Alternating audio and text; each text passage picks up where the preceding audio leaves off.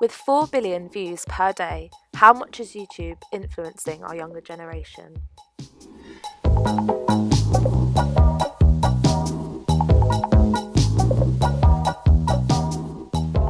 I think I've been watching YouTube videos for about 4 years. I've definitely been using it since it started. I didn't have my own channel that I was putting stuff up on until probably 2007, 2008. Yeah, I think it's definitely changed a lot since I started watching. It felt more kind of homegrown. It was literally just a person in their bedroom with a camera and there was nothing really else going on behind the scenes. Yeah, it has changed a lot because YouTube, when it first started, was what we very clearly called user-generated content, which was, this is not corporate produced, it's not for commercial purposes, it's Joe or Joanne blogs talking into a pretty shitty webcam at a reduced frame rate about something which, if you were really interested in it enough, was worth watching. Whereas now it's become way more corporate and like YouTubers are now almost like their own brands. I think YouTube really swung it for Google to kind of take over the world, really. I think that there's definitely the option there for anyone to upload a video because, these days everyone's got camera phones, you can literally just record something on your phone and upload it straight away. But I definitely think now with like the nature of the super vlogger, like the celebrities, they are like celebrities in their own rights.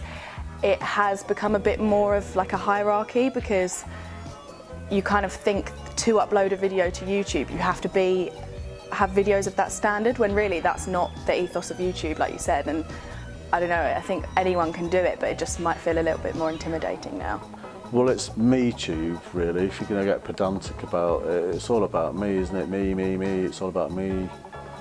It's like, ooh, it's like the kids on the playground going, look at me on the swing, mum.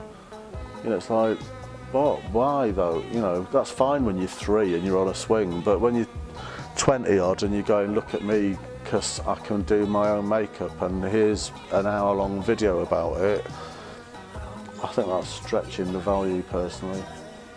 If you're thinking in terms of numbers and you compare yourself to like those big YouTubers and you think, oh my God, my video is never going to get 1 million views, then obviously it can feel a bit more like that and feel a bit more like ThemTube. But I think if you like making videos and you want to upload them, then you can see it more as how it originally was. Well, I've been making videos for about 2.5 years, having it as like a record for myself of things that I've been doing or things that I've like discussions that I was having, or it definitely is more for me. I mean, it's nice when people enjoy your videos, but like it's not as if I have that many people watching them anyway, so I just kind of think, yeah, I like making them, I like watching them. If you do too, that's great, but yeah, it's definitely more of a selfish thing. Well, for some people, obviously it is a job. I don't know if I would ever want it to be my job, just because I don't know, for me personally, like making videos is like a hobby. And I think as soon as it became something that I felt like I had to do rather than I wanted to do, I wouldn't want to do it anymore. I think as soon as you feel like you have to do something, it kind of, I don't know, it might take the joy out of it a little bit. In the olden days of things were either professional or amateur, and then there was a bit in between that was kind of like what they called the prosumer range, that was like halfway between amateur and professional. But you didn't expect that to be professional because it was keen amateurs. And then if you wanted advice, you'd go to a professional. The trouble is now is like you want advice on something, you Google it, you go on YouTube and all right, brilliant, 100 people have made a video about it. Are they right? We don't really know. Social media in general has provided a really great platform for businesses. And I think like if that can be used, then great. I think they should use it, but it's just being real with your audience and being honest, because as soon as you start trying to sell your audience something that you don't really believe in, then you're pushing them away and you're not being honest with them. I think if someone genuinely likes a product and uses it and loves it, then yeah, like why shouldn't they tell their audience to go buy it if they really believe that? Then I think it's good. So when you trust somebody, because it's the first thing that comes up on the YouTube thing of like how to get audio monitored on your camera properly or do your weird eyebrow girl things that are popular at the moment, then brilliant. Somebody's top of the pile based on an assumption that their information is good or entertaining, but it might not be good. A lot of people, well, I say a lot of people, like this, like the Gleam people in UK who are like the British, so like Zoella, Tanya Burr, those people, their audience is so young, so they're a lot more like vulnerable to influence, and like, I don't know, could be influenced maybe easier than some people who are older. And I don't know, I think that they must feel a lot of pressure to be like good role models and like, you know, promote positivity.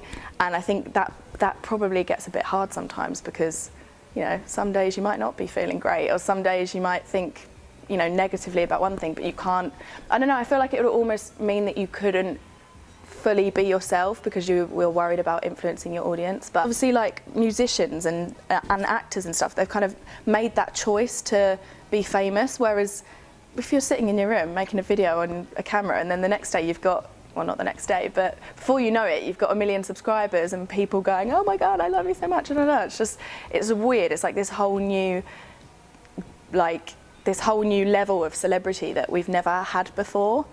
I do understand when people say like, oh, you know, my subscribers are my friends, because if you have interactions with them and there's like, you know, mutual respect, then that's nice. But you've got to be careful when it comes to addressing them that way, because it could be seen as like almost using them in a way. Because if you're saying, oh, you're my friend, well, they're not really, are they? Like, you don't know them, and they could get an attachment to that. You know, they're so young, some of them, they could get such an attachment to that and go, oh my God, like, Zoella's my friend, I'm going to go and ring her doorbell and we'll be friends. And I don't know, I think you have to be careful with how you're addressing them, definitely. Okay, so obviously it's difficult if you have a certain niche and a certain type of video that you like to do. You shouldn't let yourself be dictated to change that. However, I think if you have that platform and you have millions of people following you, I feel like they have a responsibility to talk about real life things, like things that are going on in the world, you know, like emotional issues. And I think if they have that platform and they don't use it, it's kind of a missed opportunity, because you could impact so many people's lives in such a positive way, or you could get an important discussion going, or you could really help a cause. And I just kind of think that if you have that opportunity and you don't take it, then it's just a bit of a waste, really. Difficult. But I even think like when things happen in the world, like big news stories or things that really need to be spoken about, like the Syrian refugee crisis, like just do a tweet, like just tweet with a link to how you can help or something. Like even that, you've got so many people following you, you could really make a difference. And I just think if those opportunities aren't taken, I don't know, I think that I would feel quite bad if I had that many people watching me and I wasn't talking about that stuff.